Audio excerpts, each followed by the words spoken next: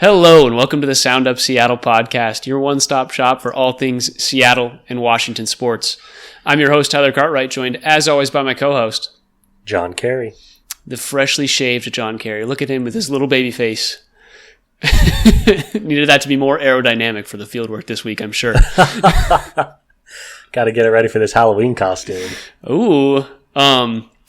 So this week we have got a lot of Seahawks talk. Obviously a huge win against the Falcons last week. We've got UW, we've got Wazoo, we've got our always value dogs during the NFL season, and then we've got some Sounders playoff discussion, preemptive playoff discussion, and then the Kraken.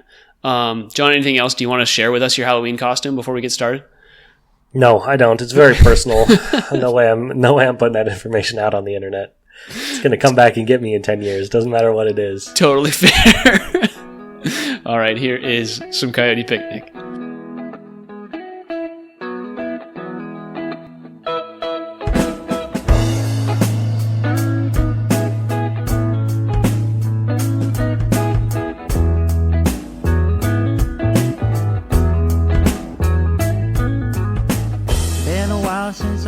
All right, John.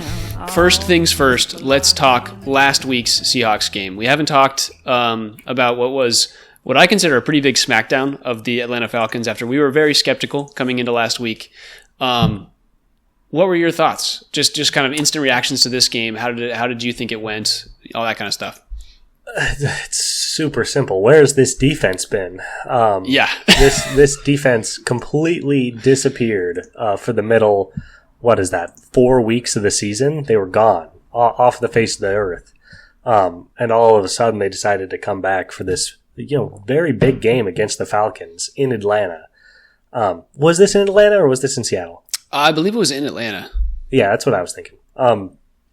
And yeah, the offense played sharp. I'm sure we'll have some stuff to talk about there, but my takeaway was, goodness gracious, were we all over Kirk Cousins. We were in his head and we were on his body. And I think that made that game very easy. This is a game that the Seahawks, there were moments where it felt like it could have gotten close, but it never really did. Yeah, I agree with you 100%. I think when you look at it statistically and you're like, oh, okay, the Seahawks threw for 236 yards, ran for 100 yards. It didn't seem that astounding offensively. But you look at, they had, I believe it was 2 interceptions, a fumble recovery, and it's just kind of, we've talked about this, and I think it's something that has kind of been overlooked in the recent talks that we've had, but last year we talked about it a lot. Just winning those turnover margins in each game can get you those wins very easily. Obviously, I think Derek Hall had the fumble recovery for a touchdown. That's a huge one to buoy the point total without necessarily buoying the offensive numbers. But the defense looked really sharp. Kobe Bryant, we talked about him last week and how people have really liked what he brought in his limited playing time previously, and obviously he brought it again this week. So just excited for this defense and hoping it can continue. Yeah, yep. And this was a game, too, where the offense, as you said, what was fine. Geno, 18 for 28, 200 yards and 2 touchdowns. That's what we want from him. That's a return to our box to Geno game. And this was a game where Kenneth Walker, 14 carries, 69 yards. He was not very efficient on the ground. Just about 5 yards a carry, but he had a couple big runs that really buoyed that. This offense, we chipped away and we had a couple good offensive drives, credit where it's due. Generated 3 offensive touchdowns. But, we were just really, really helped out by the fact that this Falcons team, which has looked pretty potent offensively in the last couple of weeks, just couldn't get anything going against us. At least I should say they were not able to close out drives against us. This is a game, they had more first downs, more total yards, a lot more rushing yards than we did. But the defense did a good job of bending, and it seemed like every time Falcons got to midfield, something disastrous happened. I think both of Kirk's picks, as well as that fumble return for a touchdown, all happened around midfield within 15 yards or so. So, I was impressed with the way that they were able to handle their business. In terms of individual performances on either side of the ball, I guess you already shouted out Kobe. Anybody else really stand out to you?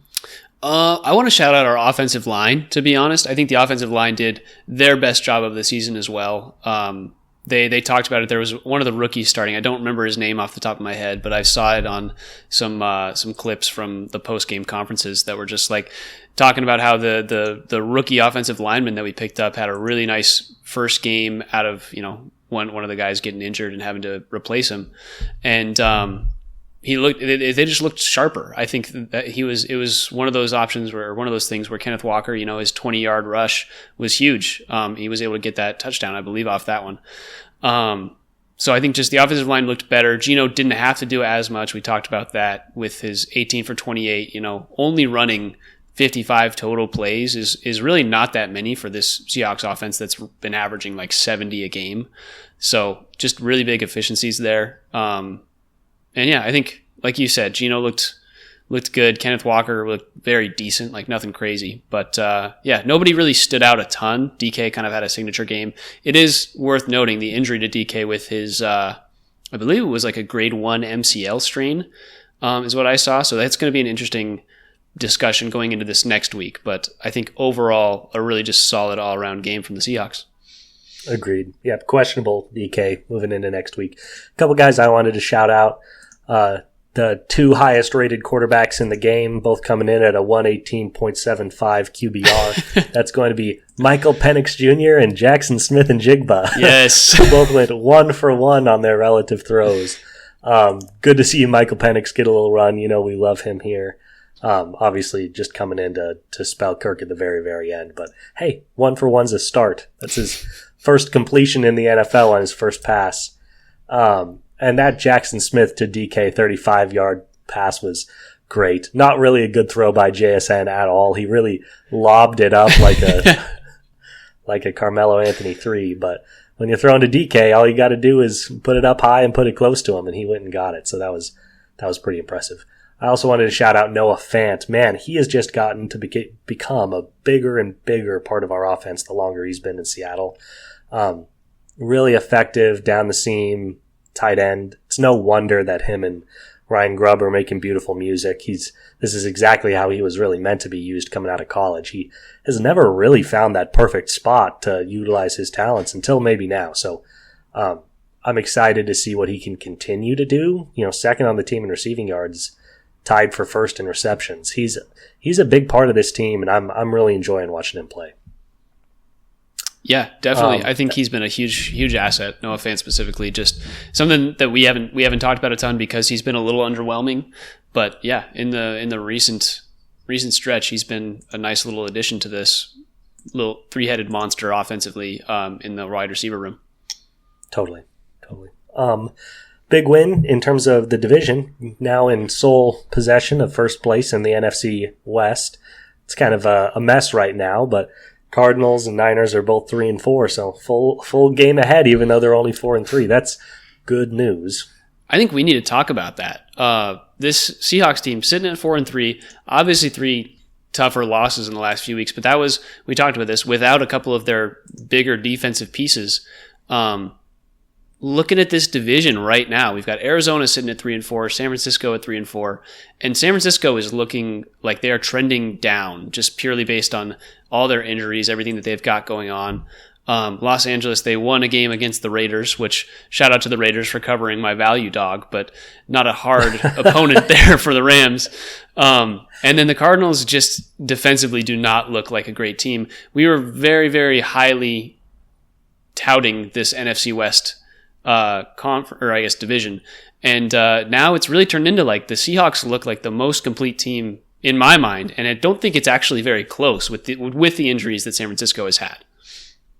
Yeah, kind of first place by default. This Hawks team's been a little up and down. I'm still not 100% sure what we're going to get from them week to week.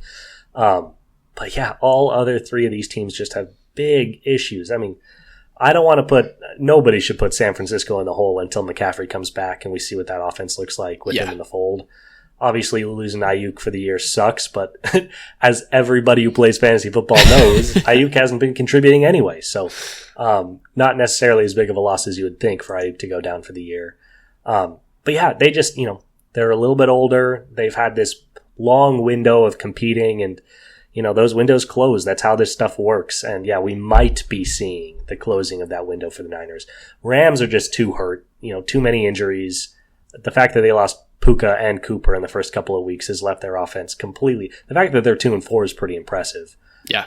And I would be more worried about them getting healthy, except for all the rumors that have been circulating about LA, being ready to move on from Cooper Kupp and potentially even Matthew Stafford. It seems like organizationally they may have reached the point that like, hey, these guys are getting old. They just can't stay healthy. Let's start recouping some assets. They obviously went all out on that Super Bowl team. So, we'll see what happens with the Rams. And then, yeah, you hit the nail on the head with the Cardinals. That's the worst defense in the NFL. And as fun as their offense can be, they're far from the best offense in the NFL. So I wouldn't trust them to win any given week. So first by default, probably the second worst division in football just in terms of competitive teams. Only the AFC East, which is an absolute garbage fire, can be considered worse. Speaking of the AFC East, probably a good time to discuss this upcoming Week 8 game against the Buffalo Bills. Let's do it.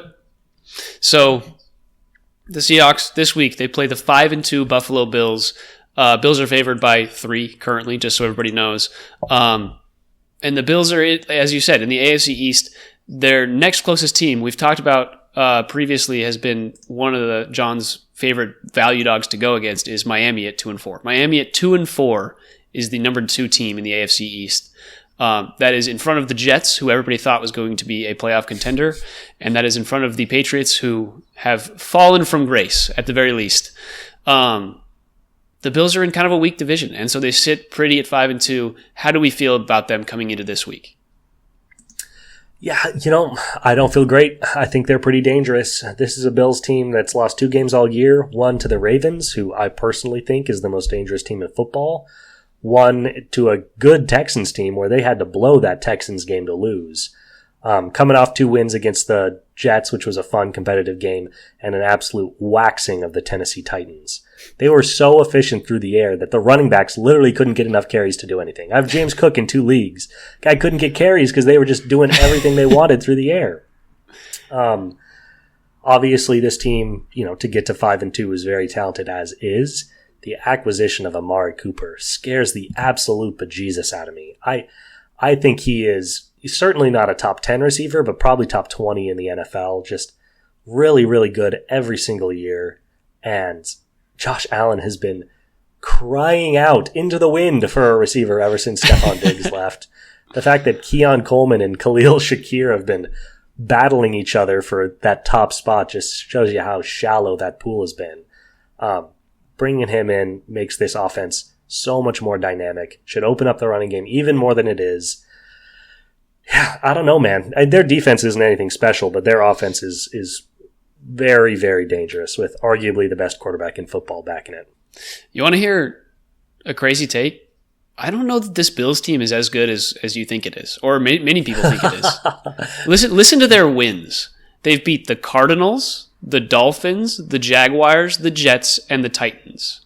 Their 5 wins are all against teams with at most 3 wins. The Cardinals are the best team that they have beaten. That's interesting. That's a really interesting take. They lost 35-10 to the Ravens, who are obviously the best team that they've played, and lost 23-20 against the Texans, who, all things considered, are probably as good, if not a little bit better than the Seahawks. But it's like they haven't beaten an above 500 team. The Buffalo Bills, yes, the addition of Cooper is great for them, and they just played the Titans, so it looks great offensively.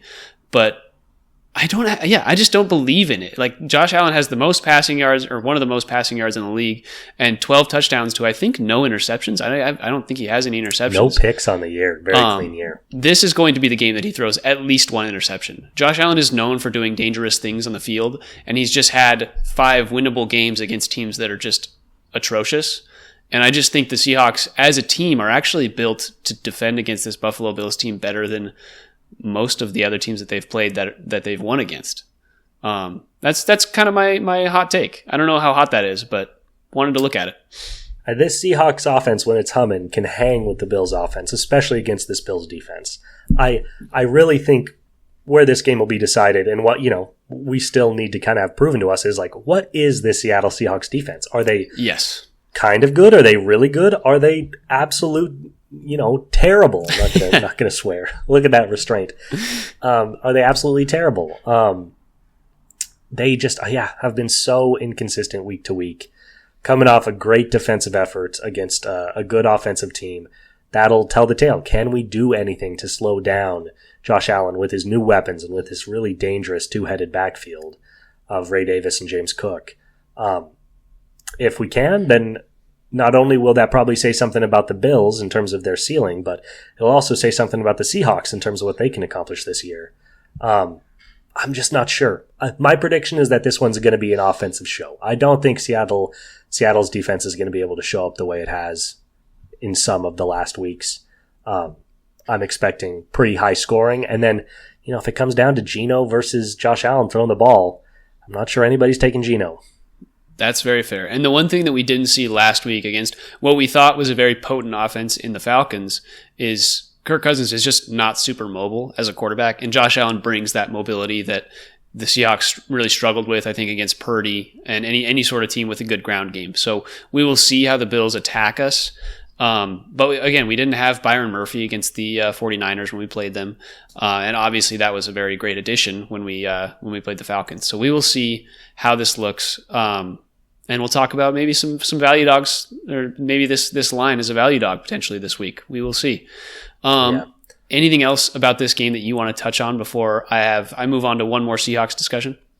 No. Just one last thing is just shout out to the Bills schedule maker. Their last 2 games of the season are back to back against New England. I don't know who designed that. That's absolutely horrible. Just playing any division opponent back to back is weird, but they're literally going to be playing the worst team in the NFL, trying to protect their hold on the number 1 overall pick in the last 2 weeks of the season. Just write those dubs down now. That's too easy. But it's all yours. Take it away. Sweet. I want to talk about what the Seahawks need to add. The trade deadline is actually fast approaching. I think it's nothing like the MLB where they're constantly playing up into the trade deadline. It just kind of happens. And so with the trade deadline approaching, I want to talk about where the Seahawks need to add.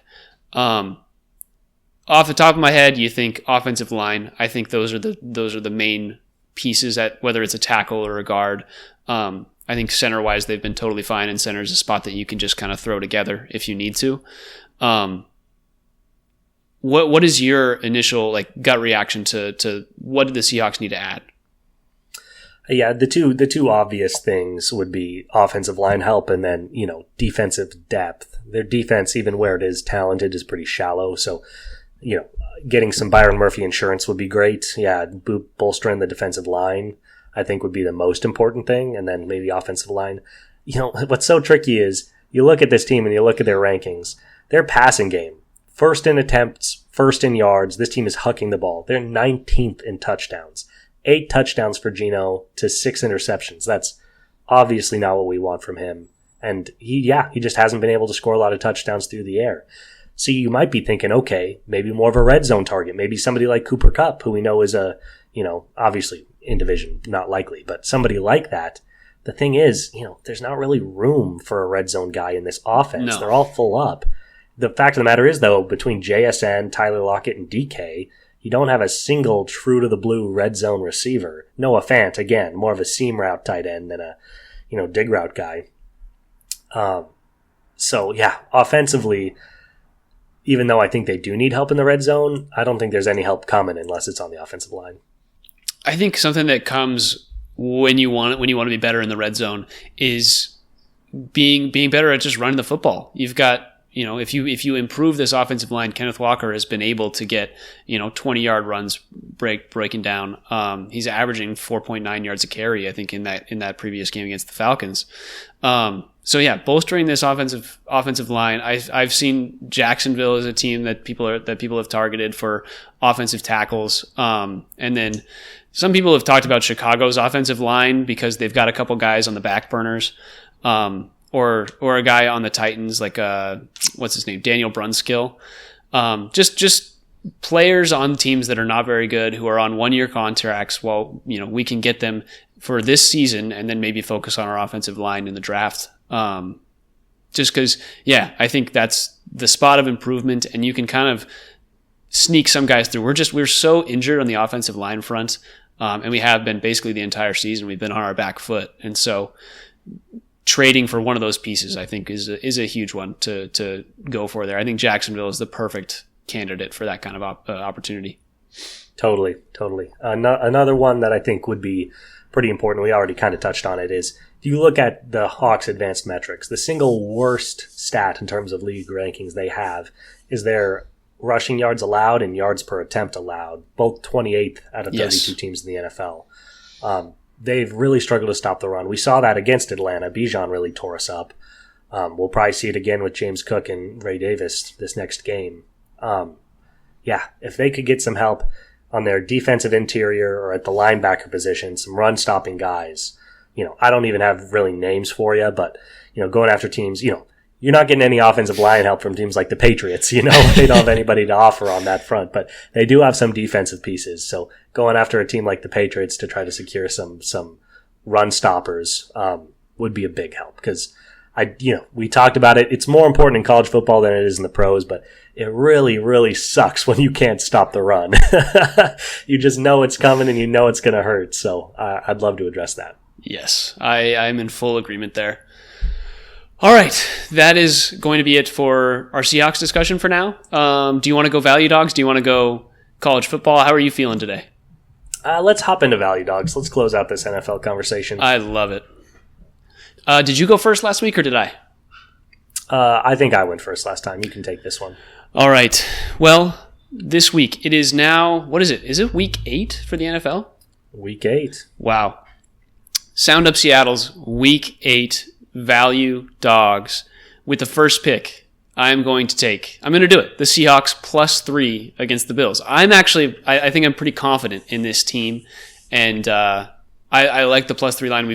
For all the reasons we discussed previously. I know you're a little bullish on it, but I'm kind of into it. No, man, I'm with you. +3 is a good line there. It's a good number of points.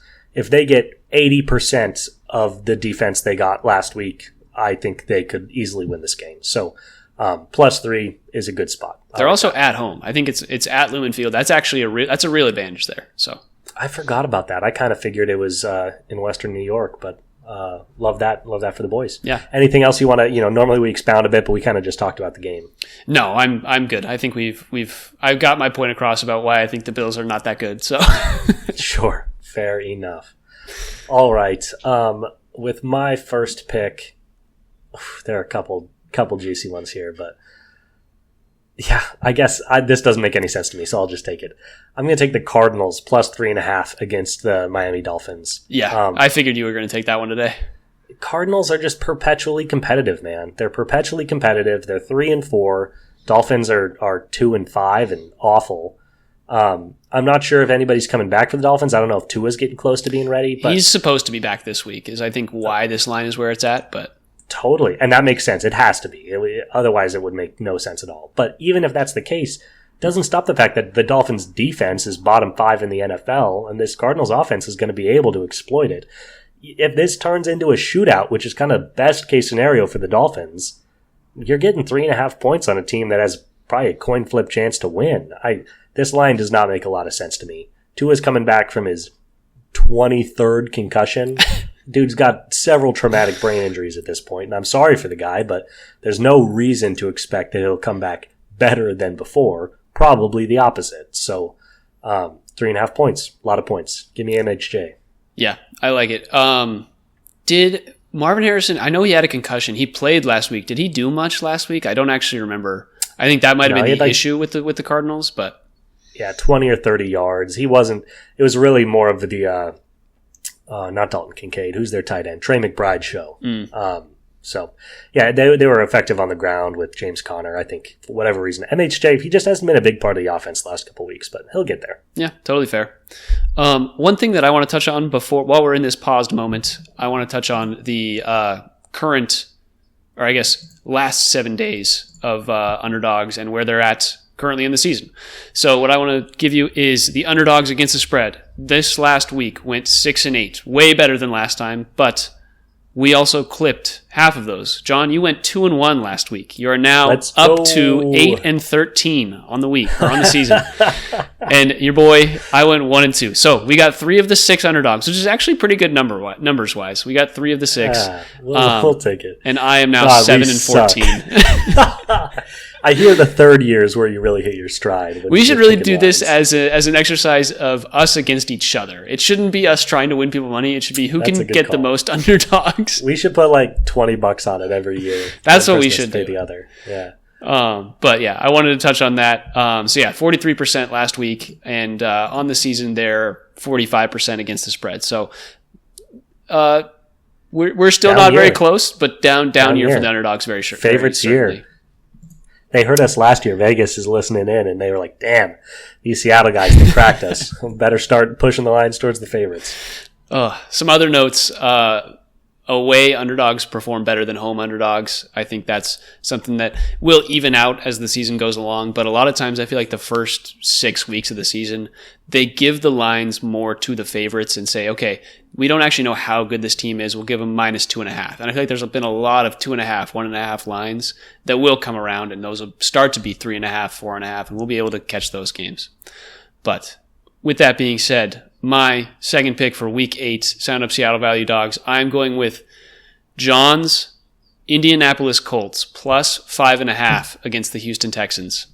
Let's go! I have this line because this is a game that will determine who is the number 1 seed in the, is that AFC South? That's correct. And yeah, if the Colts win this game, they'll be sitting pretty at the number 1 seed. They're going to be trying their hearts out.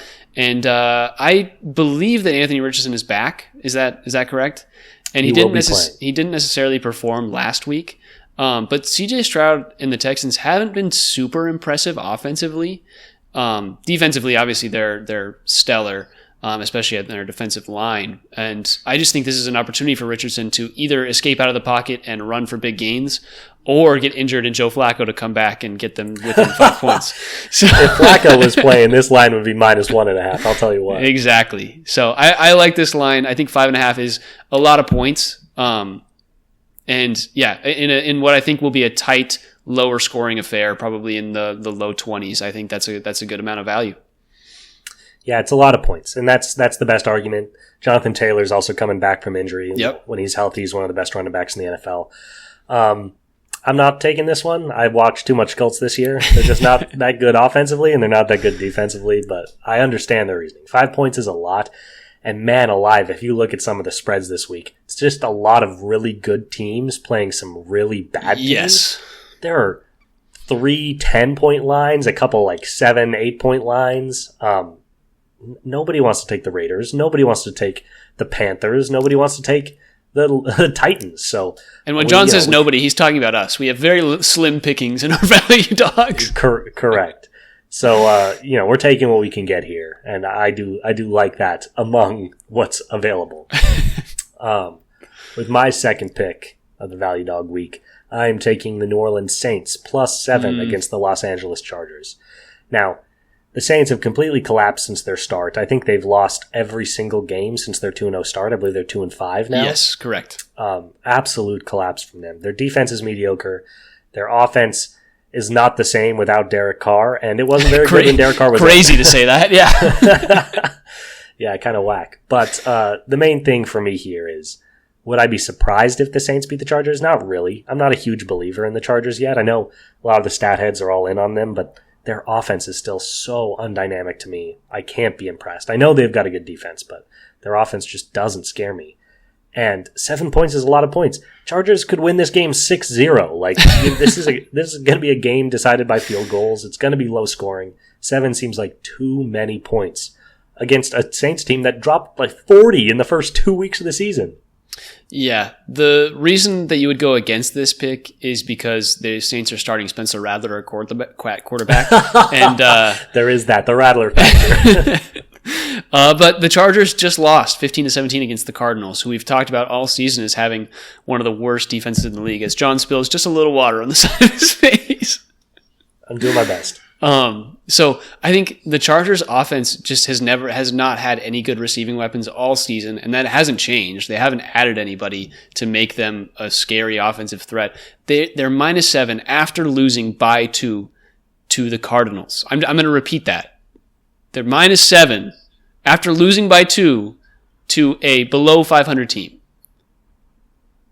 There's no reason they should be -7. The Saints have they've scored a lot of points when Derek Carr was there, but the Chargers aren't going to score more than 20 points. That's just their offense. Their defense is great, but I think the Saints are still going to be able to score 14 points, Yeah, they're starting on the 30-yard line. You're telling me they can't kick 3 field goals?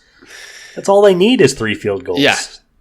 Literally 3 field goals would cover the spread against the Cardinals last week. And as bad as the Saints defense is, it's better than the Cardinals defense. So, I agree. Chargers, I really think they're going to win this game.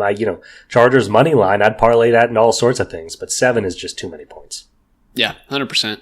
I had this, that was my number 4 pick if you took any of my 3, but you haven't. And so with my 3rd and final pick for the Sound Up Seattle Week 8 value dogs, we are going with the Dallas Cowboys plus 4.5 against the San Francisco 49ers. Wow. We talked about the 49ers and how beat up they are. And for the Cowboys, this is like a need to win this game. Like the Cowboys have been kind of irrelevant all season. And especially in their conference, like Washington has just taken the conference by storm. Even the Eagles are not doing as well as they have been in previous years, but the Eagles have surpassed the Cowboys and they're just kind of falling by the wayside. And against a 49ers team that, like I said, is very beat up, George Kittle is going to be their main offensive weapon. And then a guy who got shot at the beginning of the season is also going to be their number 2 offensive weapon. It's like the 49ers team is a little bit ruined. Devo just got injured. Brandon Ayuk just got injured. Like it's just, they're all over the place. And this is the one chance for the Cowboys to be like, hey, we're still relevant. And I just had to take this 4.5 line. 4.5 is a lot of points in a game that I think, again, will be decided in the 20s. Yeah, this is like, people would have made this as like a NFC championship prediction, but it's like the bad vibes Super Bowl right now between these two teams that have been very disappointing to their fan bases. My first instinct is like, man, Dallas is so bad. I don't want any part of that, but it's over a field goal and the Niners have been very disappointing. So I can't really argue against it. They're kind of like mirrors of each other in a way.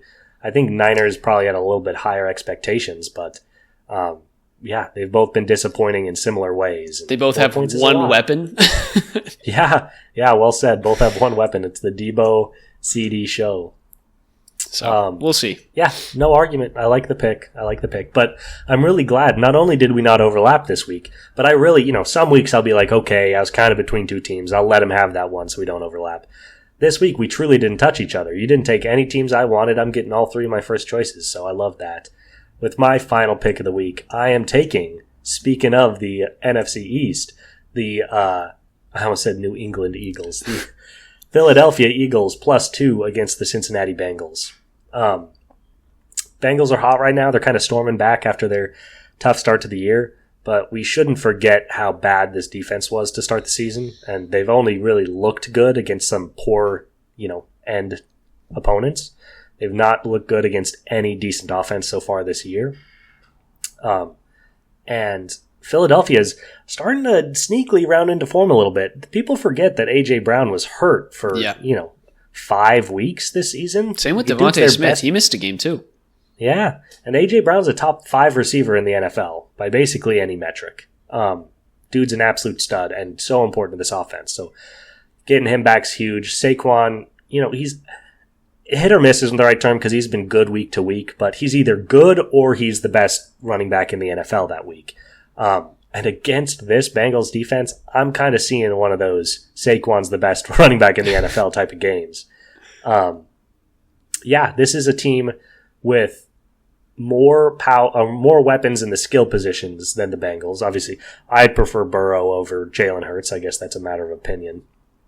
But they've got more offensive punch, and they also have definitely a better defense. Not that the Eagles are world beaters, but they're a very average NFL defense, and that's not where the Bengals are. So you're getting a team with, in my impression, a better offense except the quarterback and a better defense, and you're getting plus 2 points. So that seems like a no-brainer to me.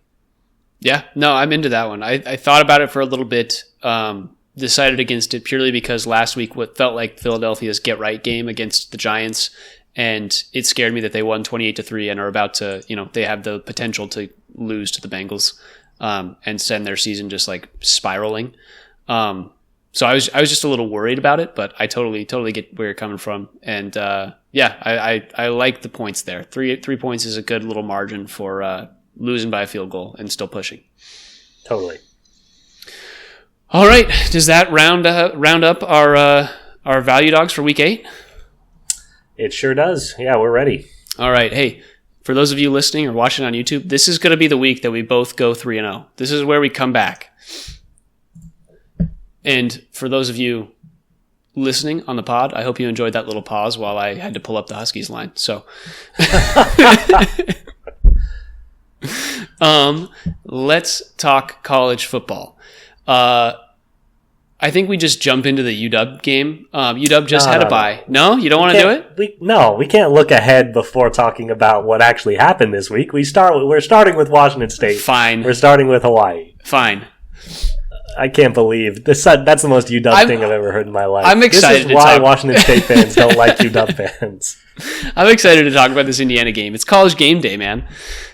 It's going to be great, but it's going to have to wait. We're starting with Washington State's impressive 42-10 win against the Hawaii Rainbow Warriors, still the greatest mascot in college sports. 42-10 game.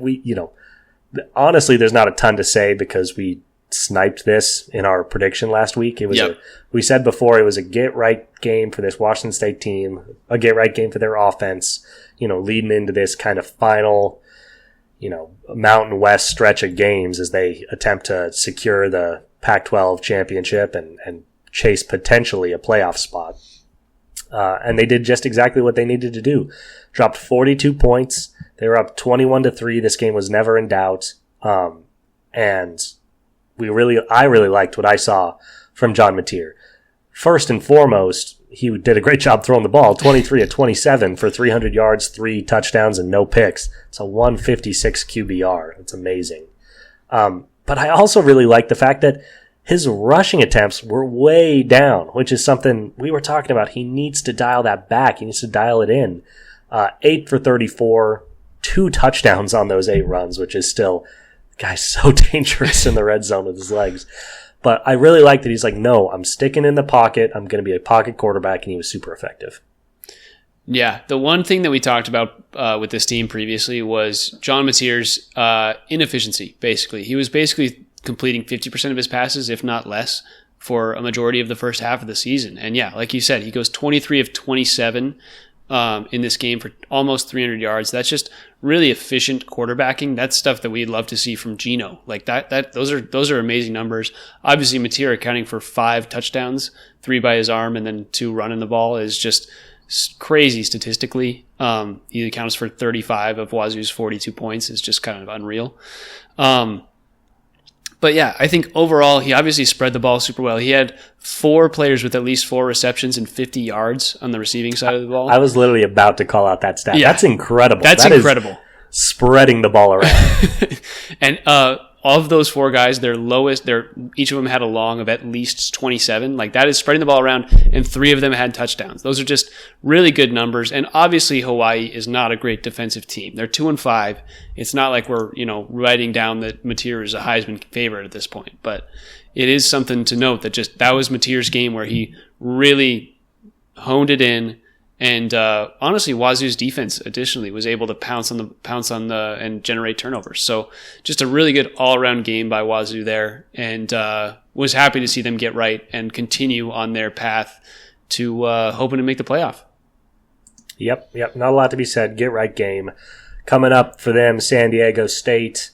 The first and probably second or third hardest game left on their schedule as they, enter this real Mountain West stretch here. San Diego State, Utah State, New Mexico will all be fun, and then the big Oregon State game. So it was nice to see them tune up a little bit against Hawaii, and then let's see the push coming up here. And now, after doing what should have been done, we can talk about UW football. One thing I do want to say, congrats to Wazoo. They are bowl eligible. I don't think they were bowl eligible last year. Just really cool for them to be back in it. And I'm sure they'll play a really fun game whenever they play their bowl game, whether that's in the playoff or not. I think it's going to be good for their program, and it's going to be great for them to be seen on a national stage. So good call. Love that. Big Crimson. And Wazoo's minus 14.5 against San Diego State. I'm calling them. They are going to hit that one as well. So love that. Send it. In terms of UW, they did not play last week, and that was either super necessary or it was the worst 2 weeks of their life because they lost 40-16 against Iowa, and they were either thinking about that or they were thinking about this game and getting right against a 7-0 Indiana Hoosiers team that's sitting at 13 in the country and looking a little scary. It's college game day. It's in Indiana. It's going to be really fun in Bloomington. Indiana is very, very heavily favored in this game. The spread is minus 6.5, but the matchup predictor by ESPN has them with an 84% chance to win. It's not looking great from the Washington side of things. John, either talk me out of this despair that is in my gut, or talk me into Indiana and why we should be rooting for them to be a college football playoff contender. Well said. I was like, bro, I'm not talking you out of your despair. This is not going to go well. No, let's talk about that other thing, which is how great Indiana's been this season. What an incredible story for them. This is why, and I guess here's my semi-hot take. I'm really not sure how hot it is. I don't care if you don't like NIL. I don't. It's so good for college football. Players just care about money now. Shut up. Nobody cares about that. There is so much more parity in college football now than there has been for the last 2 decades. And it's all thanks to NIL. It is not a surprise that we're suddenly seeing Alabama losing to Vanderbilt and Notre Dame losing to, Northern Illinois. Yeah. These things are happening because there's now incentive to not be the second best corner on Alabama when you can be the best corner on Vanderbilt. These things are leading to a huge parity shift in college football, and I love it. And I love seeing Indiana, a great historic college football program, taking advantage of that and really being able to rebuild this team into a contender. This Indiana offense is absolutely electric. It's worth noting they haven't really played anybody yet. Probably Nebraska was the best team they played. But Nebraska was, what were they? 5-1 coming in? Nebraska's been a pretty good team over all things considered. 3, 4, 5. Yeah, they were 5-1 with their only loss coming to number 20 Illinois. And they got absolutely waxed by Indiana, 56-7 last week. That was a game we thought might have college football implications for either team. Turned out it was just one team. This Indiana team, the lowest scoring game they've had was their opening week, 31 points. Since then, the second lowest is 41 against Northwestern. This offense is borderline unstoppable. This is a classic, no way game to me. The way this UW team is built, they can contend with teams that are going to score low to medium amounts of points. This is why they struggled against Wazoo. They're not a team that's going to put up 35. And you bet your ass Indiana's putting up 35. Yeah. So one thing to note, they scored 31 against Florida International, and I am sure that is because their starters came out after the first half. Indiana has been really, really good offensively for the entire season. Like you said, 41 points is the minimum other than that game.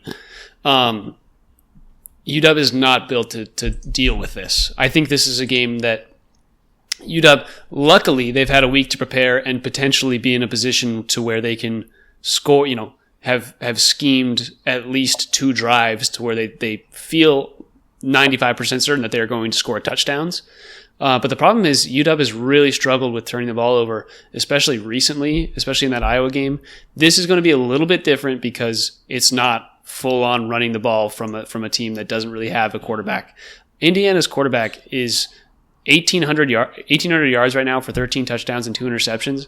That's Will Rogers. 1,900 yards for 15 touchdowns and 3 interceptions from the Indiana quarterback. It's a good quarterback matchup when you look at it, but the way that they've spread the ball out and been able to score is just so different. Like statistically, you look at this and Washington may have a chance because of the way that they match up offensively, but defensively, Washington will just not be able to stop this team, and Indiana just needs 2 stops and they'll be able to run all over us. So it's looking a little scary. And their running game's really solid. Curtis Rourke at quarterback has been awesome. They just have weapons everywhere. I'm not liking the matchup at all. Do you know what the line is? 6.5. All I see is win percentage. It's Indiana by 6.5.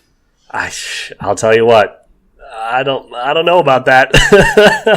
I think the only reason you would look at that line and go, "Oh, maybe there's a chance," is because it's college game day. They want this game to be good because it's going to follow such a big event.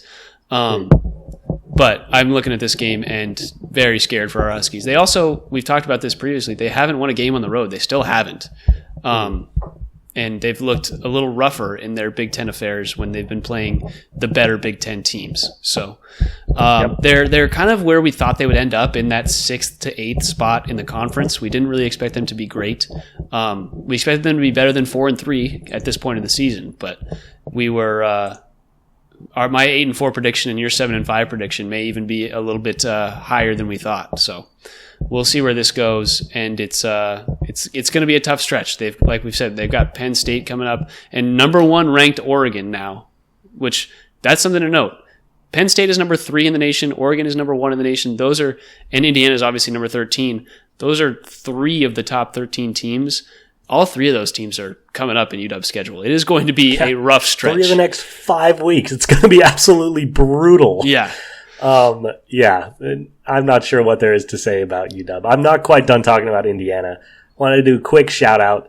341 points for through 7 games this season.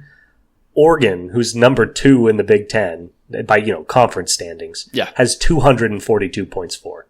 This Indiana team has 100 more points scored than Oregon. Their offense is something different. It's also worth noting this is a really big game for Indiana. Their schedule has been cake, which is part of why they're only ranked 13th. Yep. Not trying to be disrespectful to Nebraska. They didn't look very good last week, but UW is either the 2nd or 3rd best team that Indiana will play all year. Really, they're waiting for that big Ohio State game in week 100%. 13. But up until week 13, there's a chance that UW will be the best team they play all year. So I expect them to come out ready, motivated. They're probably pissed off that they're 7-0 and only ranked 13th in the country. I just want no part of it. Yeah, it's going to be a tough one. This, actually, talking about rankings, that reminds me. Do you think Wazoo is ranked after this week? Do you think they should have been ranked? Or I guess, I don't know. I haven't looked at the top 25 this week. Are they ranked? They're not ranked. They are not ranked. And honestly, I don't think they'll be ranked next week either. There's still so much, so many Big Ten teams, Big 12 teams, SEC teams that are ranked. And we need a little division-on-division crime to knock some of those guys out of it. Yeah. Number 25 in the country right now is Vanderbilt at 5-2. Obviously, they have a huge win, yeah. Yeah, a way, way better win than Wazoo could possibly have this season. And then, 23 and 24 are undefeated Army and Navy. This is going to be a waiting game. I still think this is a team has a chance to make the top 12, but they'll have to go undefeated the rest of the stretch, like we said. And, we'll probably see Missouri fall out when they take a couple losses. Illinois could fall out. Pitt could fall out. Ole Miss is 5-2 already. They could fall out. These are things that they need to happen to have any sort of chance. Yeah, for sure. All right. Did we get through all the football, John? 50 minutes of football. Is there anything else you want to say before we jump into another sport? If I have to say one more word about football, I'm going to scream. All right. Well, let's talk about some European football.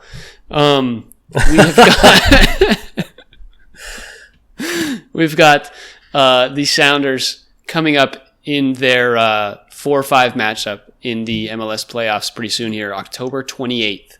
They play Houston Dynamo after they tied the Portland Timbers in their final game of the season. Real Salt Lake was able to leapfrog them from 4th into that 3rd place spot, which sucks, but I think it doesn't really matter. They would have played, I think Colorado was the other team that they could have played. Looking at this game, what are your initial reactions? My initial reactions are just, God damn it, Portland Timbers. They really had to just spoil this for us. In our last 8 games, we had 5 wins, 2 ties, and 1 loss. Portland's responsible for the loss and 1 of the 2 ties. So they are the only thing keeping us out of that 3rd spot. They won the season rivalry, even though obviously finishing much lower in the standings. Just got to give them a shout out. Obviously they're our big rival, and even though we're probably going to move a lot further than they will, just had to give them a shout out for tearing our hearts out a little bit at the end of the year. I'm really, really bummed about the fall from 3 to 4. Not only does it suck because now instead of playing Minnesota, who we were 3-0 against on the season, we're playing Houston, who we're 1-1 against on the season. I should say 1 win, 1 tie. That's one big issue in my mind. The second big issue is we're now in the 4-5. That means if we advance, we play the 1, and the 1 is LAFC. He who shall not be named. I'm really, really bummed about that. I would have much preferred a matchup with the LA Galaxy if we were to advance from the 3 seed. But here we are. I guess shouldn't get too far over our horses here and not start thinking about LAFC just yet. In terms of this Houston matchup, I feel pretty good. I guess let me gather my thoughts after that rant. What do you think about this? For sure. This is something that Seattle as a team, you look into previous seasons, Seattle has won 4 of the last 5 matchups, and they've only, their 5th one was a tie. I think Seattle has actually decently handled Houston. The one thing to consider is this is the playoffs. It's a little different than what we usually see, and there's just been more time to prepare. And obviously, both of these teams have seen each other twice this year, and their tie going into or it was earlier in the season. Their first game that they played was June 19th, where they scored 2 goals apiece and ended up going into the tie. And then their most recent game, the Sounders kind of won in their conventional late season fashion of just 1-0. And I think that's much more of the game that we're going to see if the Sounders play like they have finishing out the season. So look for a lower scoring game in Seattle to really control the pace. I think that's the one place that the Sounders have really shown that they can excel, is controlling the pace, controlling the number of shots. You look at the Portland stats from just that game. Seattle had like 17 shots to Portland's 6, or I think maybe it was 7 to 2 shots. Like Portland did not have many shots. They were able to get 1 goal. But it's just Seattle's control has been a huge factor in their play. And I need to figure out, maybe while you talk next, I need to figure out the MLS postseason, how that works. Is it 2 games? Because I know, do you know I'm way ahead of you. You got it? Oh, come on, man. Got to come prepared for these things. So it's very, very interesting and very unique. In the MLS, the first round, so there's an 8-9 kind of play-in game similar to the NBA.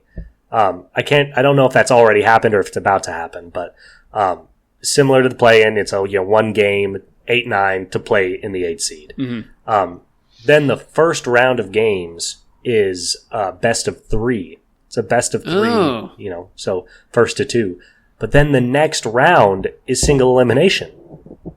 Very, very interesting. It's the only professional sport in the U.S. where the number of games to advance decreases. It increases and then decreases again. So very interesting in that regard. Just to talk about Houston, I think the biggest thing about this is it's going to be a really defensive matchup. These are 2 of the stingiest defenses in the MLS. And it's really just fascinating. I got to read you some Houston box scores here. Starting on Saturday, July 20th, this team has been as close to 500 as a team could possibly be. So I'm just going to say Houston if they win, and I'm going to tell you the result if they didn't. Since July 20th, it's gone Houston, loss, Houston, tie, Houston, tie, Houston, loss, Houston, loss, Houston. They've just back and forth. They can't win 2 games in a row. That's over the last couple months of the season. Very, very fascinating. What's also really interesting is over that entire stretch, they've allowed 3 goals once. In every other game in that stretch, that's 2, 4, 6, 8, 9 games, the most goals they've allowed is 1. Every single game, 1 is the most, 1 or 0. It's 1, 0, 0, 1, 1, 0, 1, 1, 3, and then 1 again. This team's defense has been so solid. They just struggle scoring goals. Sound familiar? Sound like anybody you know? It's kind of like looking in a mirror. I think that's going to be a very interesting matchup. We've obviously got the better of them so far this year, but man, their defense has been so consistent these last couple months of the year. That might pose a real challenge for this offense, which has had its struggles. Yeah, 100%. I think you look at just the scoring, though, on the Sounders, and you've got our top 3 scorers have scored, 31 total goals. Their top 3 have scored 16. Like, it's just the difference between our forwards is pretty great. So that excites me a lot. It makes me feel a lot more confident about this Sounders team going into the Houston matchup. One other thing that I want to note, based on what you just said and what we know about this Sounders team, the over-under being set at 2.5 is a little high for number of gols scored. So we should take that under if we can. No kidding. I'm with you loud and clear, my friend. It'll be a good game. It'll be an interesting game. Well said. Yeah, over the course of the year, we have 4 more goals for and 4 fewer goals against. So 8 goal differential over the course of the season. It's not a lot over the course of that many matches, but we take what we can get in terms of encouraging signs. Yeah. Anything else you want to say on our Sounders and their playoff matchup before we touch on our sea creature friends? No, this will be something we check in on next week. I believe, so the game is the 28th. That is a Monday. That is Monday, right? That sounds right. No, yeah. 28th is Saturday. No, fully wrong. There's no chance. It's the 23rd right now. So a week from now would be Wednesday on the 30th. I was thinking about December. Never mind. So yeah, we'll follow up on that game, and we'll give you some more notes about what we thought and how we think that series is going to go before we jump into whether or not we're going to make the single elimination part of the bracket. So exciting stuff for the MLS playoffs, and you will get everything that you want from us on Sound Up Seattle. That's what soccer fans say about us. They say they give us everything we want at Sound Up Seattle. We're famous for that. All right, let's touch on our Seattle Kraken as they continue their start to the MLS, to the NHL season. Since we last talked, their 6-4 win over the Flyers, they beat the Flames 2-1 in overtime. That came to a shootout. And they lost to the Avalanche 3-2 just yesterday. So 1-1 since we last talked. That puts them at 4-3 on the year. Where do you want to talk? Let's talk. I think we need to talk offense just because it's gotten a little stagnant over the last 2 games. They've scored only 2 goals in both games. Against the Flames, they obviously win 2-1, and then against the Avalanche, they lose 3-2. And the Avalanche, as of right now in the season, have not necessarily been one of the better teams. So kind of a little shocking of a loss, but it's also so early. Things haven't really balanced out. But yeah, the Avalanche started off the season really poor. They've won their last 3 games, so I think they're kind of rounding in the form. They started off 0-4 and have since won 3. So they're 3-4 now. And yeah, the one thing with did we beat Calgary? Correct. We beat. It's not updated on their it's not updated on their thing. I'm loss. Looking at it. I'm like, they're 5-0-1. That's not true. Oh, I guess it was an overtime loss. We always forget OTL. OTL. Yes. Yeah, that's right. for the 1-pointer. We hate that rule here on Sound Up Seattle, but not what we're about.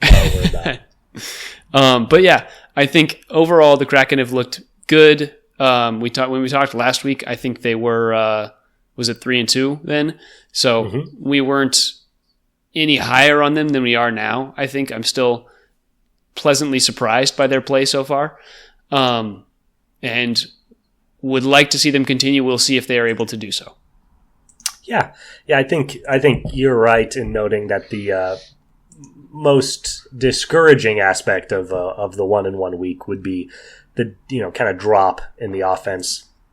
We'd seen 5, 6, and 7 goals over 4 games, and we're thinking, okay, maybe this is real. Maybe this team's offense is going to be more dynamic than in years past, and it still could be. But 4 goals over the last 2 is maybe a bit of a reality check in that regard.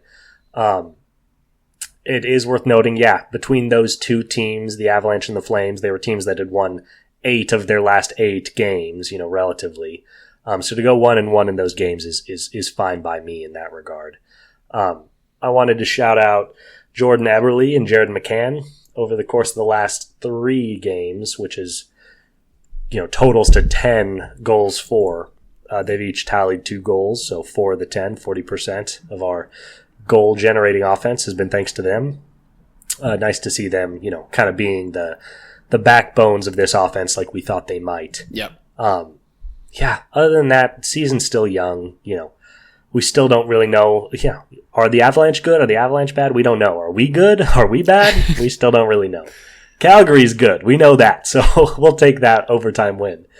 But other than that, 1-1 week, discouraging offense, but a good win. Big matchup against the Jets tomorrow. Hopefully we can get a little more information about who we are and what this team is going to look like week to week. Yes. One thing to note, Matty Beniers has not had the greatest start. We talked about this, I think, last week. Beniers still only has 1 assist. He's been a little less productive than we were expecting.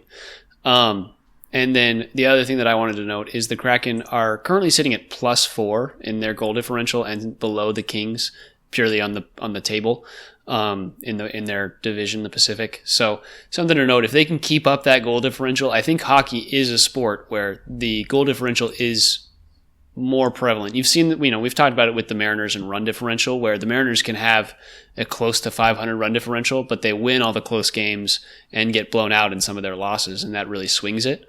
Hockey, I feel like, is one of the ones where run differential really can be indicative of how good a team is. The Rangers have a +19 goal differential. The Jets have a +17 goal differential. Both of those teams are very good. And granted, the Kraken play the Jets in their next game tomorrow as we record this. So that will be a fun one to watch, and something that we hope that the Kraken can throw them their first loss as well. So just things to talk about as we move through this NHL season. Yeah, we gave it to the Flames, so maybe we can keep giving some of these lossless teams their first L. Yes. Well said. In a sport like the MLB, the concept of pitching and the concept of relief pitching make it a lot more likely for a close game to turn into a blowout, or a bad game to blow out late. I agree with you 100% that goal differential in hockey, it's much more indicative. If you look at the top seeds every year, no surprise, some of the best teams have the best goal differential, but it's a lot more chalk in terms of goal differential to seed compared to a sport like baseball. So, good to see them up there, and hopefully they can continue to build that. They can only do it through their offense. Let's keep scoring goals, guys. Huge game against the Jets. Tomorrow at 7 p.m. Watch it or don't. I don't care. I'm going to watch it. All right. With that being said, is that all? Do we talk about all the necessary sports? That's it. We killed it. Are we? No, for a second I thought so we were close to below sub 1 hour. Oh, we haven't been below an hour in a year.